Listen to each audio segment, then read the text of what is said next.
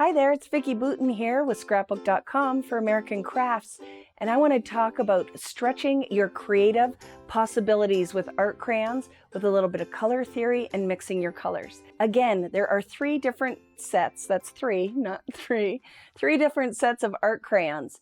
You have a cool set, a warm set, and a neutral set. But you can go so far beyond that by just blending those to make custom colors.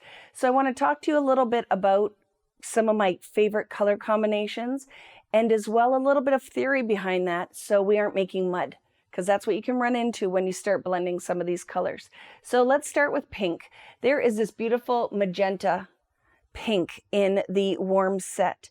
But pink is one of my favorite colors and I want to get more. Say I'm coloring a beautiful bouquet of flowers. I want to make sure that I can get more than one pink. So with this one, we can go, and I'm going to show you, because we'll just kind of do a little sample of each of the colors. I'll just drag it out on a sheet of foundations paper, which is magic when you are doing any wet mediums, because it's 140-pound weight and it will hold your pigment. So I'm just going to grab a little piece that I've cut down, and with my big sausage fingers are having a hard time picking it up. So let me show you just the pink out of this crayon. See, so it's nice and vibrant, but it has kind of a little of a purple tinge to it. So I'm not even going to wipe this up. I'm just going to blend another color into it. So if I go in with a little bit of a peachy color and blend that in, I can get a new pink. So there's the magic, is just stretching the product that you have. Instead of having to invest in a whole bunch of other colors, let's get creative and make some new ones. So now watch, with a little bit of that peachy color, look at the pink that we get now. So it's just a little bit of allowing yourself to get creative and practicing with your colors. So we have a little bit of a peachy color. Now what if I put a little red in there? And there's no reason that I couldn't blend that right into the peach to make another color. Like when you set these down, it's really fun to kind of follow that little yellow brick road of color mixing to see what kind of colors you're going to get out of that. So I'm going to pull that in, and it's going to make this really pretty raspberry color, just to kind of get an idea of stretching the creative possibilities with the art crayon. Now let's talk about color theory. Red, blue, and yellow are your primaries, and then any of those colors, when they're blended together, will make your secondary colors.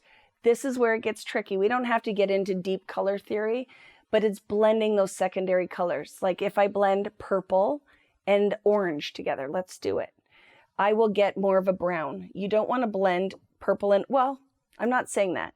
You don't want to blend purple and orange to think you're going to get a bright, vibrant color.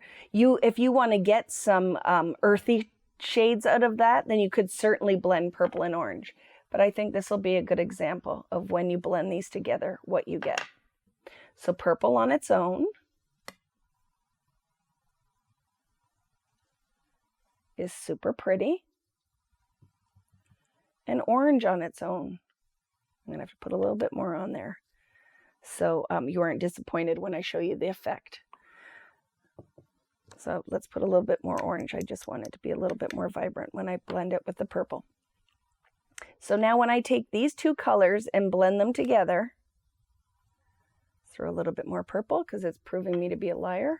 There's not enough on there. It will get more of a muddy shade when those pigments blend.